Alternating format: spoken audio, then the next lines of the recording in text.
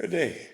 You do not have this PowerPoint in your notes. You don't have to panic about it. This is one you're just going to watch. You really have the notes already. So we want you to understand the difference between kinetic and potential energy, know the different forms of energy, and know a bit about transformations. So by now you should know energy is the ability to do work. That means apply a force and move an object a distance. We want to know that energy is not matter. So we have potential energy, which is stored, and all kinds of examples are given, and including forms of energy where it's stored. On the other hand, kinetic energy, the energy of motion, and so we look at different examples of forms of kinetic energy. So when we have movement, like this skier, we would call that mechanical energy, and that would be kinetic energy.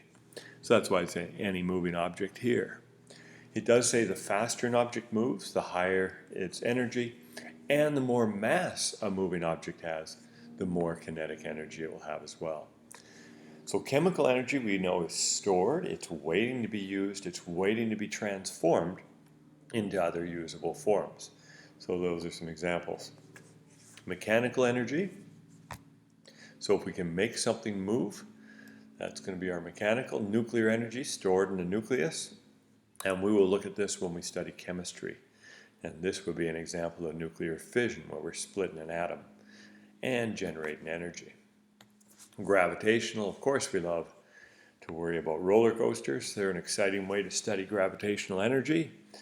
As you go down, you go from gravitational to mechanical, and as you go up, you slow down, so mechanical goes back to gravitational. More important to our daily lives, we have things called dams. We're lucky in BC because we have mountains and lakes, rivers that we can harness, and we can use flowing water to make electricity, so a transformation there. So radiant, that's a general thing from the electromagnetic spectrum, and it would include things such as light. Thermal, we're talking about heat energy. Motion energy is kind of a lame thing. We'll use the word mechanical there for these moving objects. Sound energy, so anything generating vibrations is going to generate sound energy. And we use electrical all the time in our daily lives. We're very reliant on it.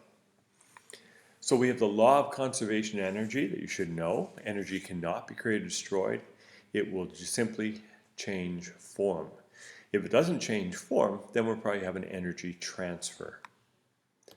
So here's our energy transfer, the old Newton's cradle. You might have seen that if you're taking math in Mrs. Anderson's desk. She has one of these things, and so if you have one hitting, how many go out the other side? If you have two of these together hit, how many go out the other side? But you're looking at mechanical energy becoming mechanical energy. And energy transformations, it's somehow saying that this cyclist is powered by ice cream cones. And we know that we're taking sunlight and carrying out different processes to help a plant grow, in this case a tree. We're using the chemical energy of gasoline to power a vehicle. And we can use electrical energy to make things like heat, thermal energy in this case.